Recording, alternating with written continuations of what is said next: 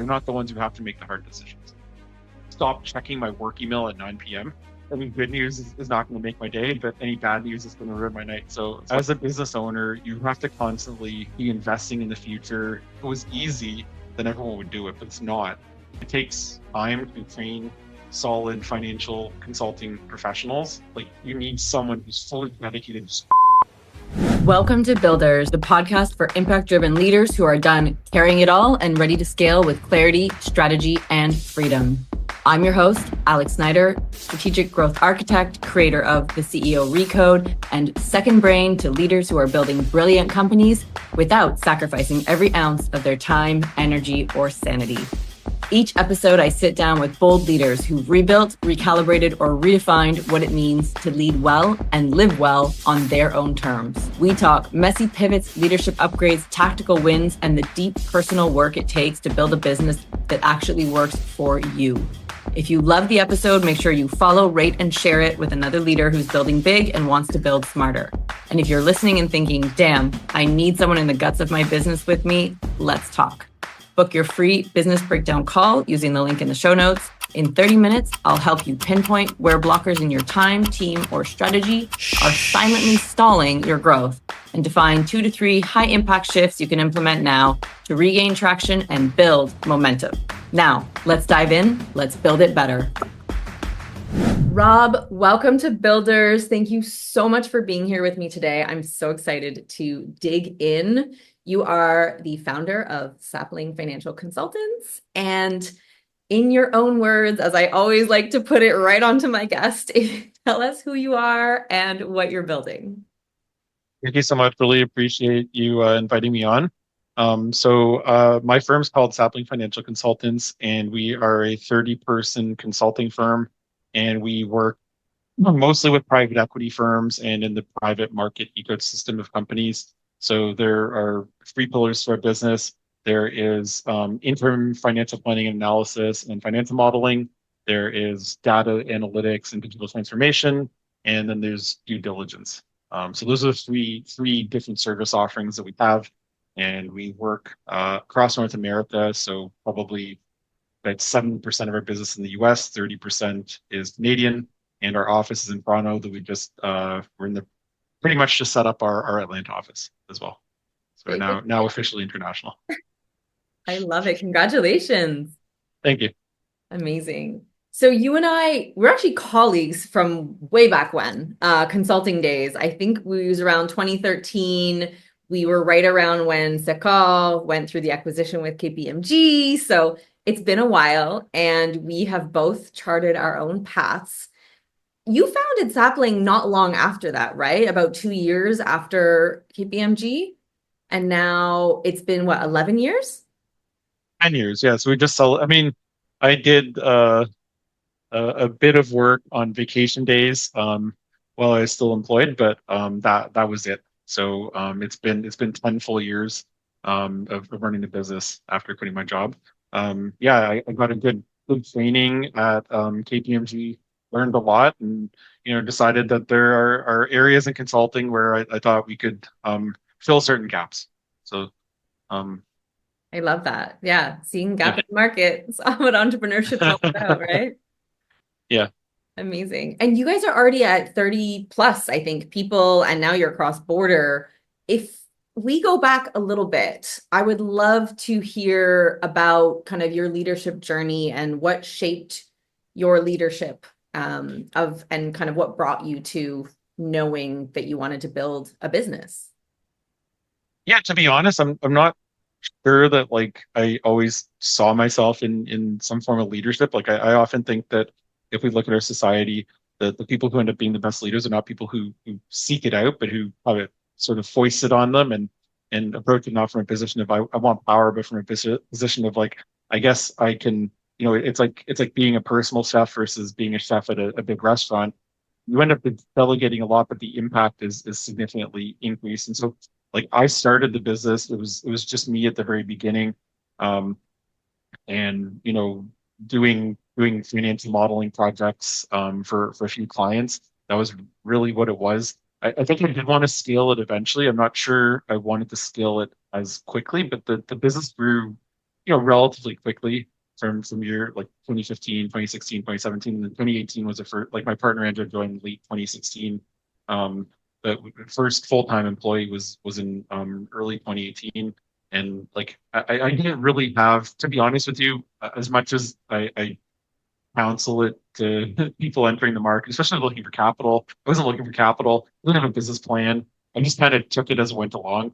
Um, I, I think probably in most ways that was actually good because it meant that I was able to respond to market needs that came up that I hadn't originally foreseen.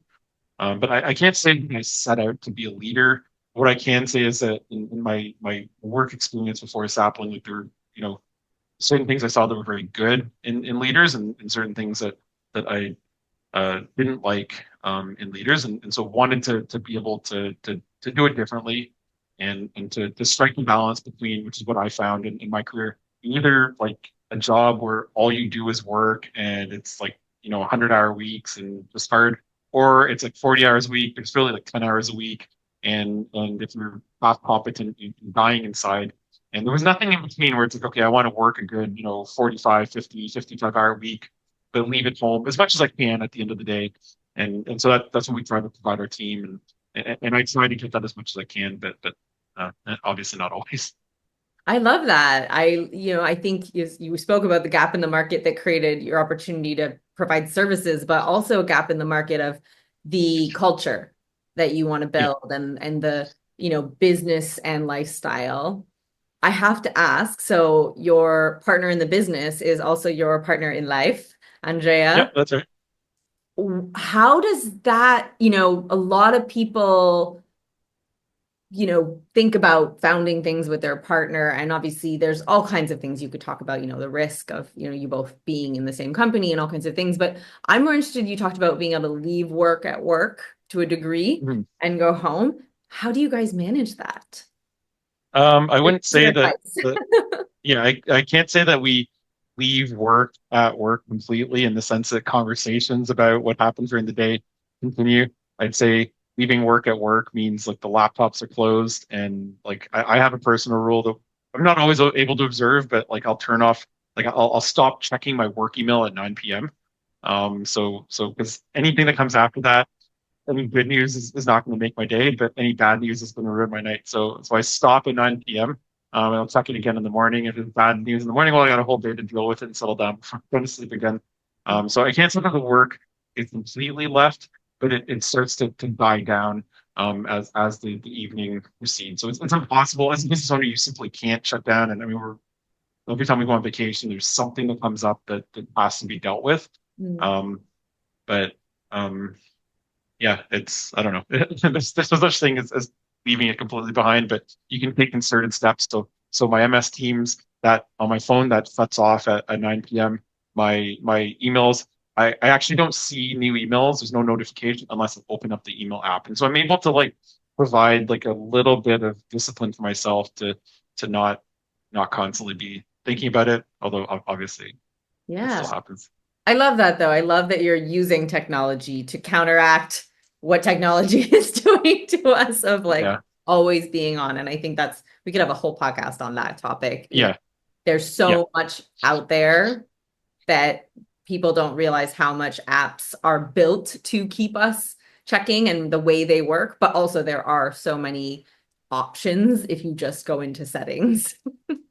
um, Yeah, yeah, absolutely. I think over-connectedness is not, I don't think it's conducive to necessarily being good at really all that much. And I think we take for granted that everything's like blaring all these alerts and stuff, but like it's not really that helps. we are also just not wired for it. Like we as humans cannot evolve as fast as technology. And I know for myself, I was doing a project the last little while that people operate a little differently. So they're WhatsApping and doing things that a lot of the time would be emails, which, I don't have notifications for emails. So I check emails at certain times. I probably check it too Yeah, much, but it's not pinging me. yeah, But exactly. suddenly I was getting WhatsApps and calls and this, and I had an Apple Watch at the time. And I realized that my stress levels were through the roof because I was basically choosing to wear a shock collar right? Like I was Yeah, yeah. something that was Oh, like I smaller. yeah, no, get up in the middle of the night, sometimes go to the bathroom, and I would look at my phone just to see what time it is. And then the big little like mail envelope at the top would be like, oh, what is this? Oh, come on. This was like, like, I don't know, someone's like, client's got a complaint or someone quit or something. You're like, oh, I'm not going to get back to sleep. And you don't go back to sleep. Yeah. It's like, Oh, why even bother? Check it. It will still be there in the morning. There's nothing you can do about it. If like a family member's dying or something, like obviously you want to deal with that, but with the business, absolutely. like I have whatever. automatic do not disturb that turns onto my phone, and there's like three phone numbers that can bypass it. And I actually Yeah, same here. got rid of my old clock radio, and it's in my room Yeah. so that I have no excuse to pick up the phone. The time is there. Yeah. Yeah, I love exactly. that though, Rob. Thank you for that. Like, honesty, you can't leave everything at work. And yes, you and your wife talk about the office. Sometimes you have to handle things, but actually, I would say you have better habits than probably 80% of people I know who own businesses in terms of how you at least have like your technology set up. Yeah, now don't get me wrong, like I have like I'm leading the sales team right now, so like each of them's asking me questions and like often I'll start doing something, then I'll get another thing, I deal with that, then I need to get another thing and I have to kind of unwind back to what I was doing originally like 15 minutes later. So like during the day I'm kind of all in, but at night it's like okay, 9 p.m. hits, that's it, it's time. Be in bed by 10:30, 11, so I shouldn't be thinking about this stuff Yeah. at that stage. And I think it's really vital. I think that, I also like there are seasons, right? And I'm so excited to talk about this. You guys are in a big build season. So, of course, you're going to have to grind a little more. You're going to have to multitask a little more. And the fact that you're aware of it and still trying to have boundaries and know that, for now I can do this. And then this is how I would like it to go back to or become. Again, I think that's all about really having that clarity and knowing how you work best and how you want to work and how you want your team to function. And, it sounds like you're being very intentional about that. Yeah, yeah, exactly. Yeah. So let's skip right to this. So 2024 was a big build year for you, both metaphorically and physically. You guys built out a brand new office, I think. Is that right? Yep, yeah, that's right. Yeah. And you brought on a new executive level role and essentially scaled out your sales department. And now you've expanded to the US this year. And I will say for those who maybe don't know your industry and markets, like the market has not been in your corner, but you've made these big moves. What prompted you? How did you know it was time to make these big moves? And what do those milestones mean to you as, a leader? Yeah. Well, I mean, first, I think every year has been a big year in different ways. Like, uh, part of 2024 was we got a PR firm, so people think that a lot more is happening, relative to what had happened before. It's just, but we're being better about publishing it. Um, but I think as a business owner, you have to constantly be investing in the future and just having faith that things will work out. And I think your typical person who's an employee, they get a fixed salary, and they're fearful that they could lose that salary, but otherwise, like everything's kind of known, like their revenues are known, their costs are known, um, and there's not a lot of risk taken. As a business owner, it's exact opposite. Like you don't know your costs, but there's always surprises that come up, and they're always higher than you expect, and you don't know your revenues at all, and so. Um, if I said this to my team yesterday, if it was easy, then everyone would do it, but it's not. You have to be constantly investing and building it and making sure. And, if a very simple example of that, you go to a Subway, they have all these, freshly cut up fruit or veggies like lettuce and tomatoes and stuff and onions, and they have no idea how many people are coming through the door. It seems like the business will just, be there and they'll make money and you don't really think about it. You kind of take it for granted, but they have no idea who's going to be walking through that door. There's no plan on what they're going to do that's in any sense tactical of bringing people in the door. Maybe they've done big marketing and ad campaigns, but like it's on faith that they open the doors, they staff it, they have those veggies cut up and bake a certain amount of bread, and they just hope. And so I think it's the same thing with our business as well. It takes time to train solid financial consulting professionals. We make our offers in September, often for a period from May to September of the next year.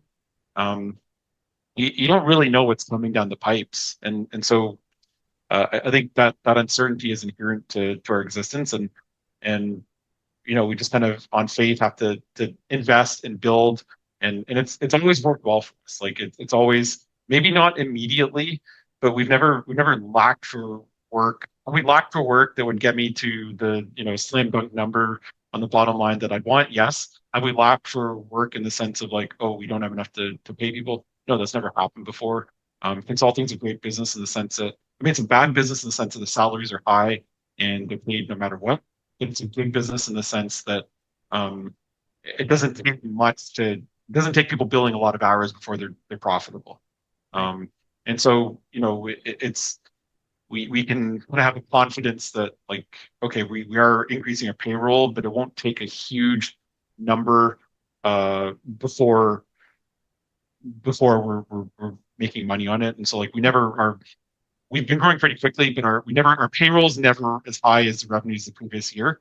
So there's always this comfort involved with it.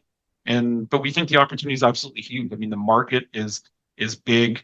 There's a lot of dissatisfaction with professional service providers who are too expensive and not doing good enough work.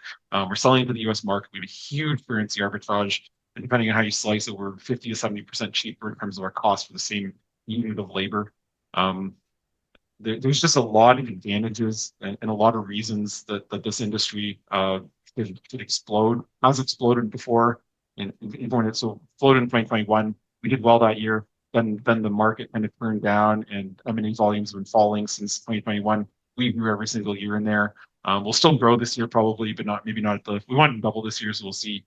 I think that's less likely, but certainly we can hit that double even with our current team, we hit that double number in terms of pacing for the rest of the year if the market's turn. But um, yeah, there's some confidence that like our costs are manageable and a lot of upside. Like it's not all margin because bonuses go up and other costs go up, but like if you're holding onto that team and then all of a sudden revenue spike, like it's great. It's a good business. So we're there for that, and we'll keep our capacity.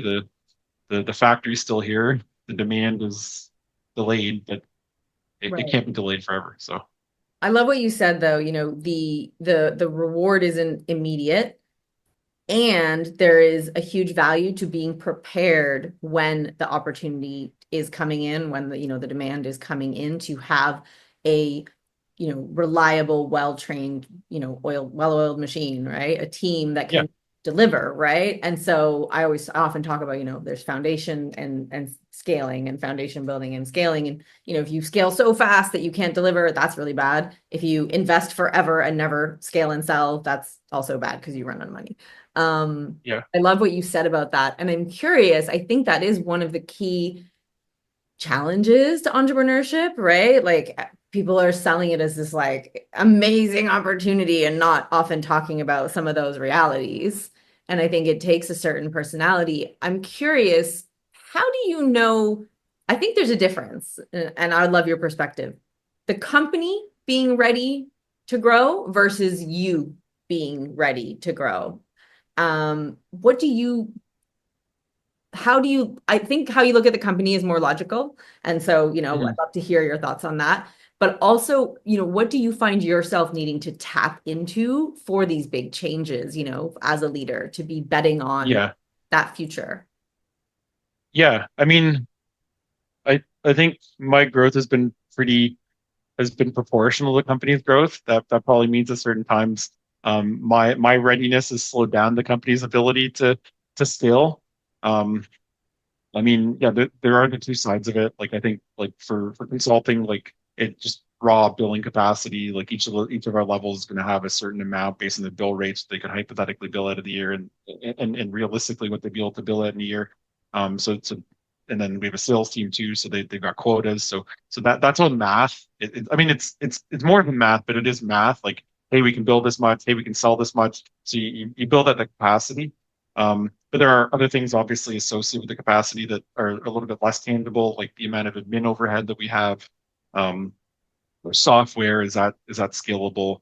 Um, like our management bandwidth, and that's not just like management billable bandwidth, but it's also like the bandwidth to deal with, I don't know, several projects going sideways at once, or a couple people leaving at once or whatever it is. So there's a bunch of other things associated with that, but it's more straightforward in a way. It's also less straightforward than personal growth because it's like, okay, well, we have to be able to train people. There's systems and protocols. There's also like an intangible, like when they actually internalize this, is it actually working well? Handbook might be great, the training program might be great, but doesn't necessarily mean you have like qualified people. So, but Mm. I mean, those are some of the things we think about that on that side.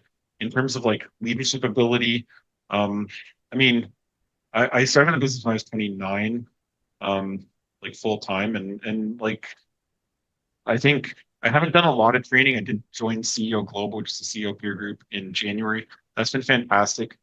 I don't know that I've learned a ton that I didn't know before, but it kind of gives you A, it gives you permission to do the things that you thought you were supposed to do, and B, it also lets you see other people's problems and kind of puts those in perspective. And they're still up and fighting despite what they went through, so you're kind of up and fighting as well. We did do an advisory board in 2019 after we had a few you know situations that didn't work out quite as well, so that was helpful too. Again, it like we learned some stuff. Yes, we learned some things, but the biggest value is be able to talk about those things in a structured way, come up with an approach, and move on. But I think the leadership has mostly just come from trying everything, being burned a few times, and then learning next time. So like classic example, something goes wrong with the employment relationship or client relationship, and then you change the process. So your hiring process, now you're looking for this thing, the client project, you're asking these questions before you take on the engagement, and then you also update your paperwork so you can deal with it because this could go sideways. So I want to be able to deal with it a way that brings it to a soft landing. So I don't know. It's like little failures that are not fatal that allow you to learn. I think that's been the most important thing for leadership. It's not courses, it's not advisory boards or leadership or like peer groups. Those are good, but I think it's just being able to fail in a structured, safe way, safe-ish, like it can be costly, but the safest way that doesn't kind of put a nail on the coffin in the business like that. I think that's been the most important thing, and then being open to it and kind of accepting that like guidance from the world at large. It just kind of happens to you. Like there is a lesson there. So Yeah, I think there's always some learning the hard way, in business and entrepreneurship in particular. You but fall down 9 times, get up 10. It's like every time you integrate the lesson and you have one more item on the risk checklist or the mitigation checklist that you're prepared for the yeah, next time, and then there's a different thing that comes up and you go through that. yeah, Yeah. I'm curious, I know you're expanding the sales team, and the role that they play is really more than just selling, right? Would you consider sales being really integral to customer success? Do they play into even like service development and delivery? What I think sales is it's an area I always find really interesting, particularly in professional services. yeah. I mean, I think in Canada, professional services sales is at a very like it's very underdeveloped. I think sales generally in Canada is not developed to the extent that it should be. We're not freewheeling capitalists to the same extent Americans are. I think there's certain fields where we've done better with that, obviously with like tech companies, but professional services sales, it's not a job you're going to find a whole lot of. We don't see a lot of it with our competitors. I think with the bigger firms, like they already have a brand, so they're more geared towards like an account engagement or account management approach, which I think is honestly an easier form of sales. But pure sales hunters going out there bringing new leads, I think tech does that quite well. And sometimes they over engineer it and they have like all these different roles and like different people put different stages of it, which I think is uh, I think humans don't really like. They like to see the thing go through from start to finish. But in the US, it's pretty well thought out. A lot of our competitors down there have full-time salespeople going to the same conferences we are, and really just focusing on building those relationships. And so I mean, it's like I've taken over the sales function and been, I think I have a team of 5 full-time team members right now, and then 3 part-time team members under me. And like it's like we're still figuring out what works well, but I think there's a few categorical imperatives if you want to talk about that. Like it's a relationship business based around like trust, but also knowledge. And so there has to be a big role for partner level and manager level people to have those relationships. You take them out of it if it's just a pure salesperson. Um, People are going to be turned off a little bit. They don't really want to just talk to a salesperson. They will have good relationships with salespeople, but they want that, like, the way you distinguish yourself is that relationship, and it does have to be with a consulting professional who can provide insights into their problems, insights into the markets and what their competitors are doing. So that's one imperative. And then I think another imperative is just going out there and getting the word out. There's lots of dissatisfaction with professional services. The people business, every professional service firm like will make mistakes from time to time. Some of them will correct it, some of them won't. And I'd say most of the firms purchasing it in our space, private equity, like they'll have a few vendors, and oh, that firm, like, put them in the penalty box or one someone else in. Um, and so, but getting the word out there, there's enough there's a big market, and so there's always new opportunities. And so making sure that you have the consulting team, if they're going to be worth anything to the prospects and terms of talking, they have to be doing work, delivering. You don't want them to be spending too much of their time selling. And so you Mhm. need someone, if you're going to grow at, like, the rates we're targeting, like, you need someone who's fully dedicated, just bringing those leads, those prospects in the door to the point where they're ready to talk. And Mm. so constantly targeting, and how do we target conferences, networking events, cold. We've had a lot of success with going after um, people like cold with well-targeted messaging. You have to keep following up. You have to get in front of them. You're there to break things, like, you're not there to be just polite. In the sense that, like, you cold call someone, it's an unwanted intrusion. It can also be an unwanted intrusion that changes their life and makes it so much easier because they've now found a consulting partner who's going to do great work for them. So, um, yeah, like, you need both. You need the strong involvement from the consulting team, and then you need that pure salesperson who just loves forming new relationships. I love how you broke that down. I'm curious if I was just to wind it back a little bit. So often, when you're building something up, and you did this to a degree, right? You were doing something and you got to the point where you were doing enough of it well enough that you needed more people to do it, right? And I think sales is often very, very founder led because you know the business inside out, right? You wore all the hats, Mhm. so you figured it all out. And Yeah, to your point, when we're talking professional services, people, it's trust based, it's being able to say something, insightful enough, which usually comes from knowing the work that yeah, gets done to trigger someone to feel like, oh, you get me. Oh, I like that yeah, idea. Could you deliver it? Whatever that might yeah. be. And so, what is, the biggest step or one of two of the most important things as you start to delegate that, whether it be to other delivery team members, consulting team members, or to more dedicated sales team members? What were some of the most biggest challenges you had there, or what did you find was the most successful way of doing it? Well, I think training is the most important thing. Like, your salespeople are going to be like, we can't source salespeople from our competitors because, like, even if we wanted to get them, like, they don't really exist. Those sales hunters from our competitors. So it's taking what's good about, like, tech sales and related areas where there is a strong sales element, and teaching those people, like, okay, what's different? Well, there's a bunch of things from a comp perspective. We sell a small engagement in the private equity firm. We do well. It explodes. It's not like selling a software license where it's like, okay, I got my total contract value signed today, and I'll just get a little trailer afterwards. Which is anticlimactic for us. It's like, oh, that's going to grow, and you're going to make more money with it. So there's that element to it, but it's also like, this is a relationship.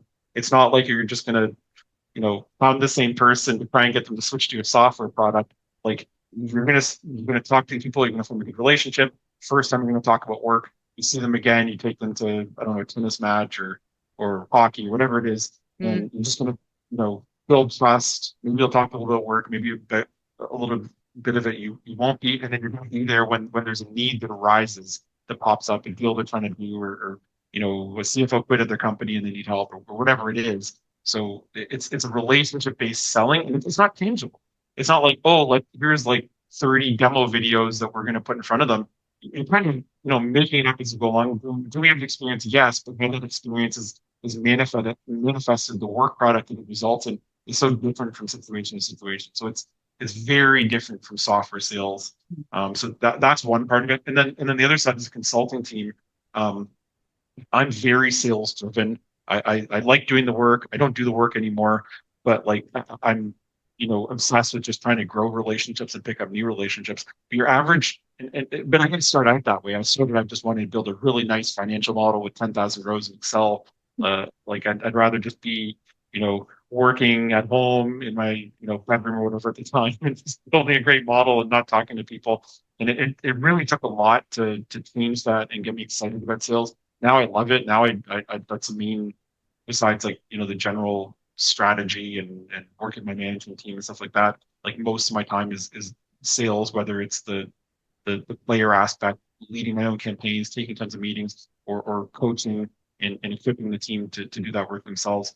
And so for consulting team members, especially our managers, and to a lesser extent our consultant level team members, it's just getting them excited about sales, coaching them around that, showing them how easy it is to often like upsell a happy client. So they're wired to make the client happy. They're not wired to ask for more work or to look for more work, or to go for close or whatever that is. So educating them on that aspect of consulting. And I think at the Big Four, they don't educate you on that until you're a junior partner, and you're like, what the heck? I don't know what I'm doing. We've got them doing this like from day one. We've had analysts doing proposals, sitting on calls with me to try and scope out a need.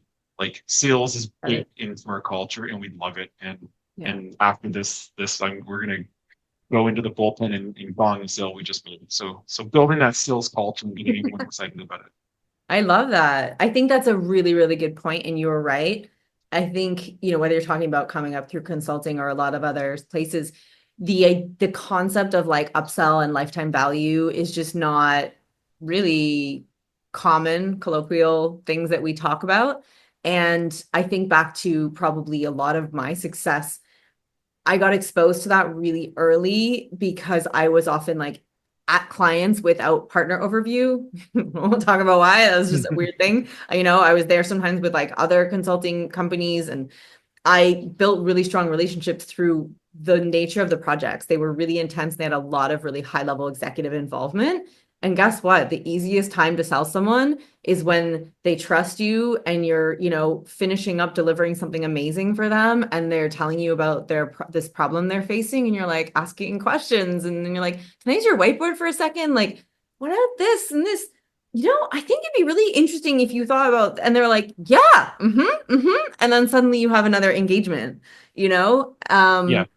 And like I kind of learned that out of like need for survival. So just kind of like Yeah. left. But that was very uncommon at, a senior consultant manager level. Now it contributed to me going up beyond that really quickly. But I think about, there was no formal training, even up into director. There was nobody showing me how to do that or teaching. I got to shadow some partners in consulting, and I watched them tell stories and I watched them build businesses. And I really, got to determine who I thought was a great example and maybe wanted to emulate consciously or unconsciously. But I think that's a really, really good point. And, for entrepreneurs who didn't even have that opportunity of coming up in consulting, where we are fairly financially literate and we learn how to structure projects and we learn how to at least engage with clients, I think that is a huge opportunity to understand and practice the idea of like, get your foot in the door,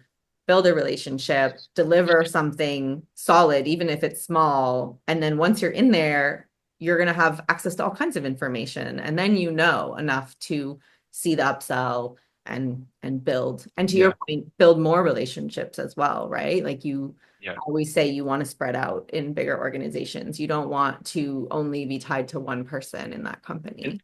and I think for your average consulting team member, like I don't think this is the case for sales. If it is the case for salespeople, maybe they should log in another field. But for consulting team members, like they're kind of like, oh, I don't want to bother the person. Like they're doing me a favor by taking the sales call. And it took me a long time, but eventually you reached a point, and people told me again and again, you're delivering value. You're providing something of value to them. They're interested in learning more because it will make their life easier. And eventually get to the point where like, yeah, you're right. Like I'm doing something that they will find valuable. Like often with less so with my team members, with me, they often get lunch out of it too, so they like that as well. But like um, you know, you're providing something that will be of value to them. And so when you pick up the phone and you do a cold call, and you're gonna get, the phone slammed down on you, sometimes like that needs to be your kind of guiding star. Like I Mm. have something valuable, they need it, and I'm going to work hard to convince them that that's the case. That is such a good point. And that's absolutely, even for me, I kind of joke about it like, oh, I can sell projects, teams. I sold our startup. Like selling myself, I went all the way back down to the bottom of that ladder and was just like, until I realized every time I got on a call with somebody, even if it wasn't a sales call, sometimes I'm like on a just intro to somebody or a collaboration, and something will come up and I'll say, oh, can I offer a perspective? And they're like, of course. And then I'm like, I would consider this, this, and this. And they're like, oh. And then I give them a structure. And then I realize I'm like, people would have paid thousands of dollars for that thing that I just was like, oh, let me help you out. And so anyone who gets on a sales call, whether we work together or not, they always come away with a perspective. And if they're an action taker, probably something that's going to make them a lot of money or make their life a lot easier. But that, Yeah, yeah, I think I still struggle with that. But I love that you called that out because I think as an entrepreneur, I say I still struggle with it, but like you have to get over it, and yeah, I still do the thing. I just battle with the internal.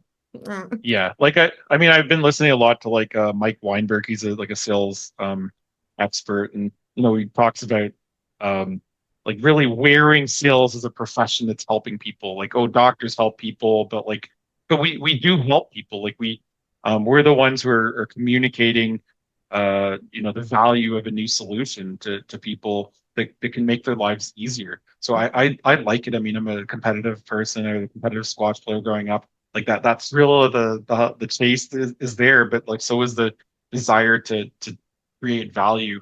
And you could have the best consulting team in the world, but if there's no one to sell it, like that value is not being realized by anybody. And then they're all unemployed eventually. So Yeah, it's it yeah. is a noble profession if done properly and without exaggeration. It can be a noble profession.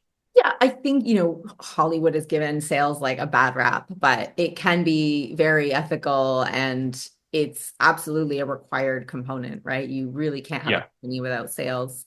You yeah, spoke about, who you are listening to right now and something you've taken away from that around mhm, sales. But I'm wondering, I often talk about, leaders are built, not born. I think mhm. generally, Agreed. really great leaders, Yeah, you are defining and developing, frankly, intentionally or not, but mhm. ideally intentionally, the type of leader that you become. And often that's via identifying and emulating, leaders that you admire. And I'm curious, are there people throughout your career that have played roles in for you as people that you kind of look up to and you consciously think about how would they handle this? And has that changed over time? yeah. I mean, I think in terms of leaders, like I there is an element still of like that bifurcation. So I've had leaders that I really liked that were very decent people, but they weren't really super intense. Um, and then I've had people who've been super intense who are like I just other than their intensity, like there wasn't much to commend them, and they did not build the trust of people to go out of their way. And so I've kind of married together what the best of what I've seen out there, um, and like try to live that. Like I don't know. I think I as a detail oriented person, like even the greatest leaders have like pretty significant flaws. We can look at like the political leadership. And I think we're in a period where there's a low caliber of political leaders like mostly across the board with a few exceptions. But if you look back at like leaders that were more respected, in Canada, for instance, you have I don't know, Chrétien, you had Mulrooney, in the US you had Clinton, you had Bush, wherever you stand on the political spectrum. I mean, I think these people were like, you know, they were just stronger leaders than generally what we're seeing today. But man, did they have warts, flaws? Clinton had an affair. I think it was Mulrooney took a suitcase full of cash. So I am experienced with those things. So like, I don't think I would ever elevate someone to the point where I'm like, okay, this is someone like I just have to be exactly like, because you dig a little bit deeper and it's like, oh, they're human and they had some stuff that cannot be anything but condemned. And like when my life is over, I hope that's not the case, but like the human failings are there too. But certainly they're the best of what I've seen in bosses I've had. I've tried to take those and make sure those are baked in. But layering up that intensity level too. Yeah. I I think love that you said that's that. important to me. Though also like integrity is really important, right? Like not perfect, but in integrity. Yeah, That's important. But also you can like build, it's almost like you can what's the word I'm looking for? Like you can like build a leader, like build a bear. You're like, I want this feature, yeah, that feature, and that feature. And like how do I plug those together into my own personal leadership style and set of values? I think that that's yeah. really, really powerful. Like I think the bosses that I liked, I took that from them, and then I upped the intensity level. I'm probably not as nice a person as they are. I'm probably not quite as understanding, but I still think, if my staff gave their honest opinion, like he's a real he's a driving personality, pushing things along. It's never that comfortable, but I do know he cares about me. Like that's what I would want Yeah. to I think hear that's ideally. I think that's key though, right? Like because you want to attract people that are high performers who want to Yeah, play, right? And a leader is someone who like is charismatic and inspiring while being, safe enough to approach, right? Like that's yeah. really what great leadership is. Like if you're terrifying, that's not probably going to build the best team because everyone's going to No, like it's not. things from you. But if you are just like laissez-faire and suit, everybody loves you, but they're not particularly inspired to impress you, or you're not holding exacting standards for yourself and others, like that's not growth. That's not a growth or environment.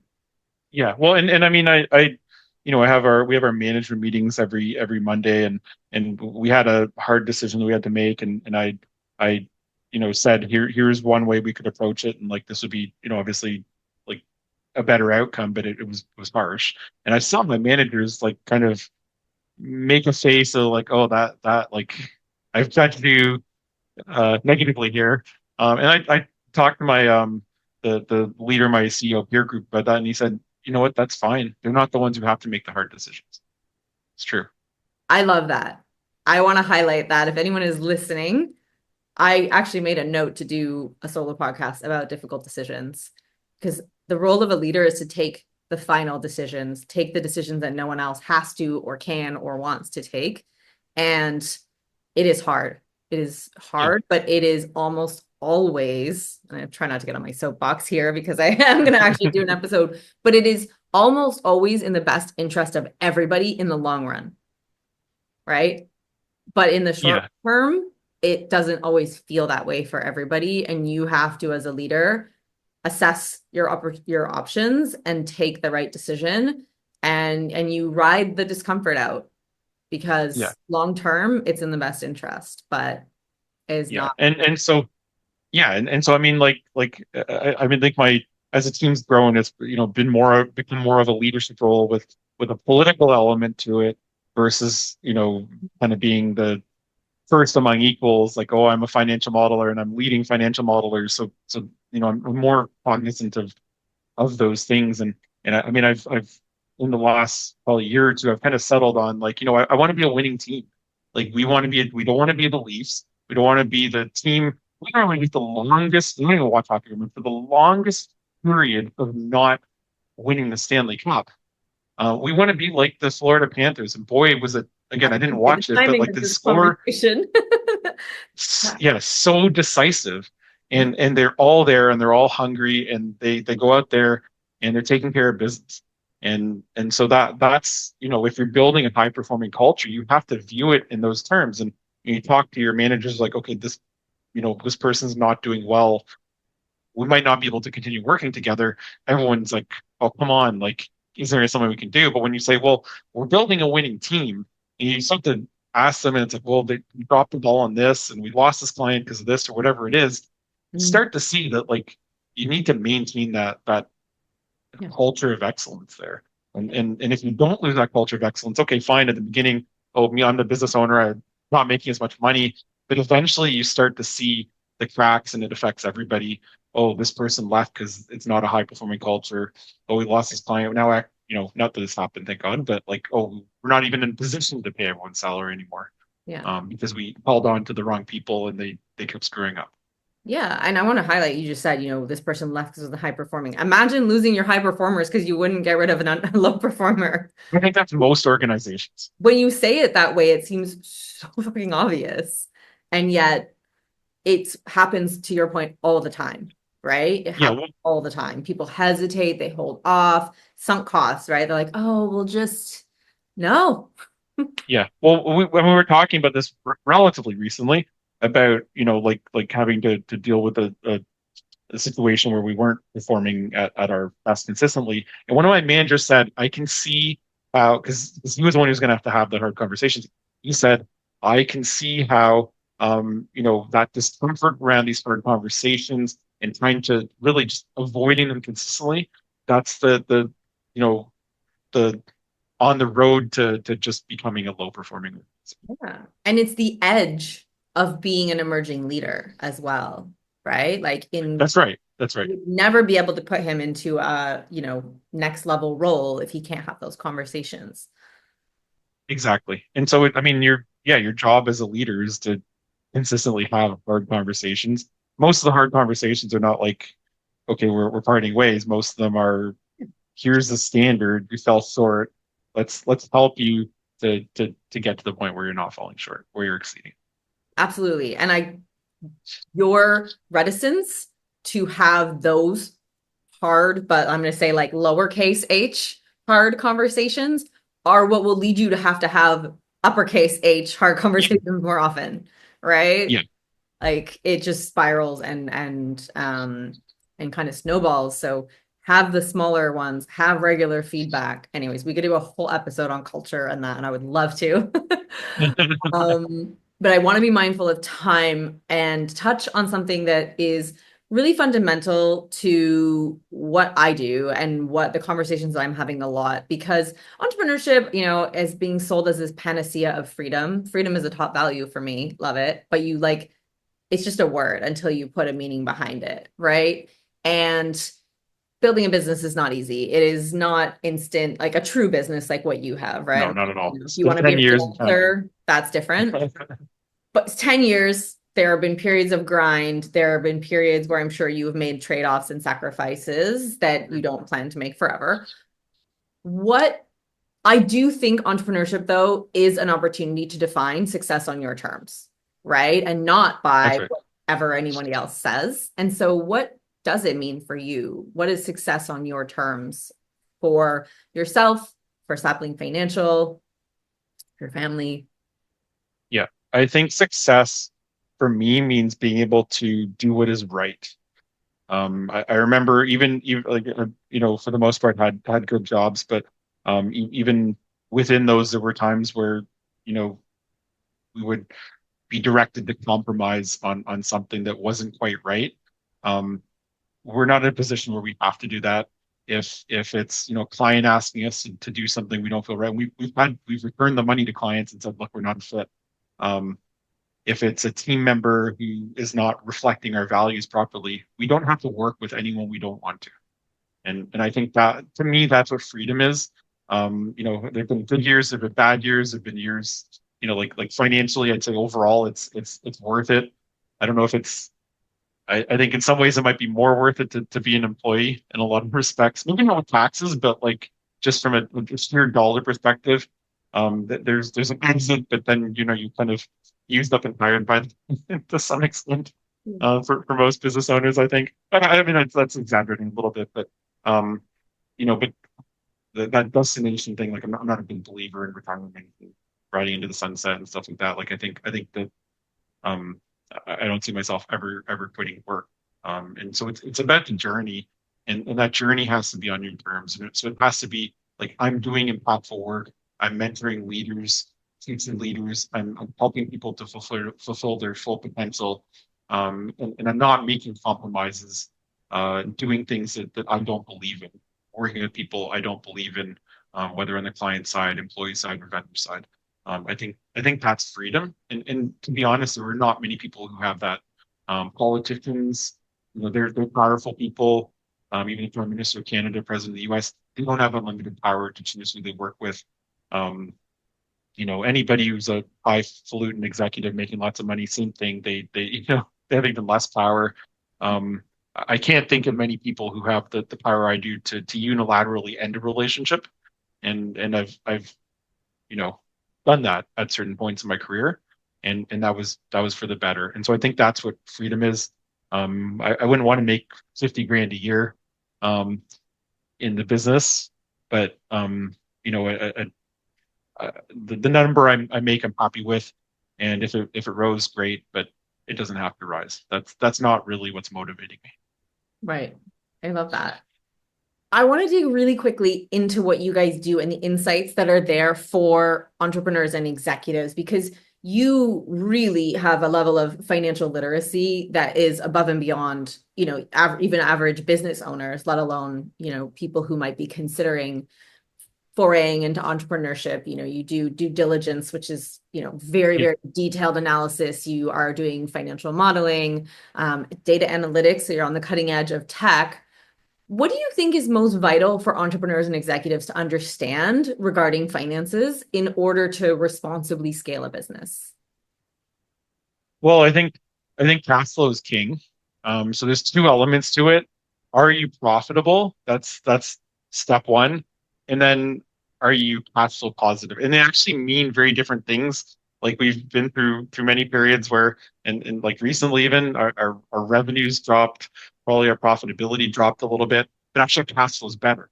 But then we've had periods where like, okay, the revenue, the profitability is going up, and but like you don't have any money, and you're like, where am I making payroll from? So I think you have to look at both of those. Like everything you do, you have to be making money. Like you can't be doing stuff where you're bidding on projects and you're not going to make money. That is like a shortcut to the end of the business. But you do also have to be aware that like even if you're making money, that doesn't mean you have the money to make payroll with.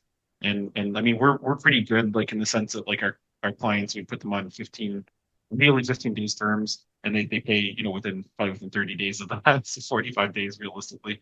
But we can control that. We can't control the fact that like we have high costs obviously with the salaries and everything, but um there are firms out there where you score the sweetheart deal. Oh, I've just sold like a huge amount to Walmart. They're gonna order millions and millions and millions of dollars from me. It's like that's fantastic. You do it profitably, even better. But actually, if you don't deal with this cash flow situation by getting a huge bank loan to cover it, you're gonna go under.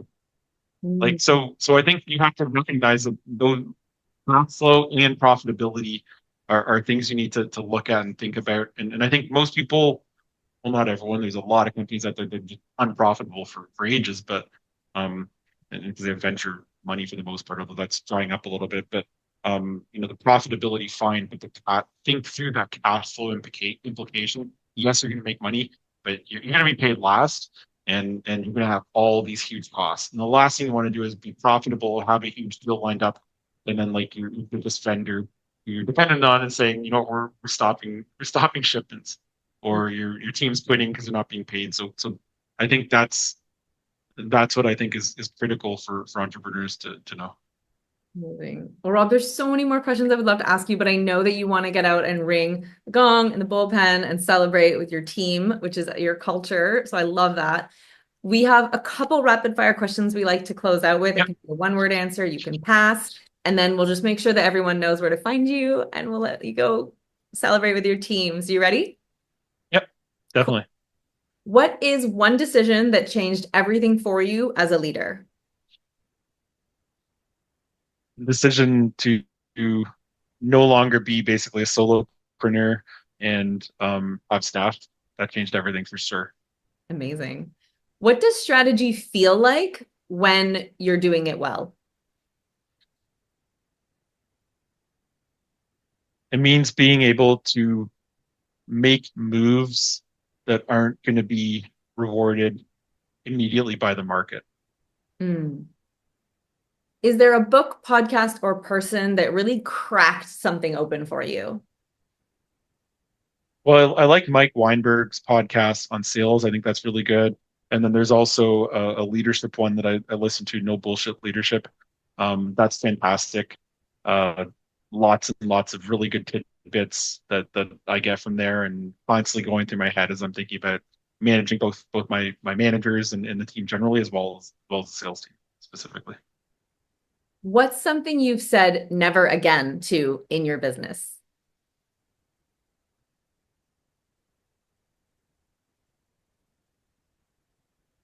Never again do we start work with a client without the consulting agreement signed. Good paperwork makes good partnership. If you had a free weekend and zero obligations, how would you spend it? Got a lot of books I want to read. I do chip away at them. If just have the time to read those and maybe, I don't know, be able to spend a good amount of time in different coffee shops trying some good coffee. Toronto's Mm, coffee scene's really developing, I think. You're speaking my language. I cannot wait. I'm excited this summer, drinking all the coffee. Rob, thank you so much. We've come in under the buzzer. Really quickly, if people are curious about kind of who you work for, how you can help them, and how they can find you, and we'll make sure we put it in the show notes with your links. Just give us that last wrap up. Yeah. I mean, like you can send me an email, rob@saplingfinancial.com. You can go to our website, www.saplingfinancial.com. The phone number there is still my personal number. We'll see how long that lasts. But so far so good. So 416-625-2633. Yeah. Amazing. So yeah, if your organization is looking at deals or, how to enhance profitability and decision making with enhanced financials, absolutely reach out to Rob. I cannot thank you enough for the time you gave us today. Have the best afternoon, and I can't wait to have you back soon. Thank you so much. I really appreciate the opportunity to speak today. That's a wrap for this episode of Builders, where we get real about what it actually takes to grow companies that perform without grinding you into the ground. If today's convo sparks something for you, here's what to do next. Follow the show, drop a 5-star review, and share it with someone else who's building big. Don't let it be lonely at the top. If you're ready for more clarity, more leadership freedom, and less of a duct tape and go growth vibe, let's connect. Book your free business breakdown call using the link in the show notes. In 30 minutes, I'll help you pinpoint where blockers in your time, team, or strategy are silently stalling your growth. Walk away with a personalized fix-it list that gives you the clarity you've been craving on what to shift now to regain traction and build momentum. For more tools, insights, and my no fluff takes on leadership and scaling strategically, join the Builders Club, also linked in the show notes. You can also head over to leaderswhobuild.com, where you'll find all the links to peep my creds, see client wins, or just confirm that yes, I went to the gym today. Until next time, keep leading boldly, building smart, and living success on your terms.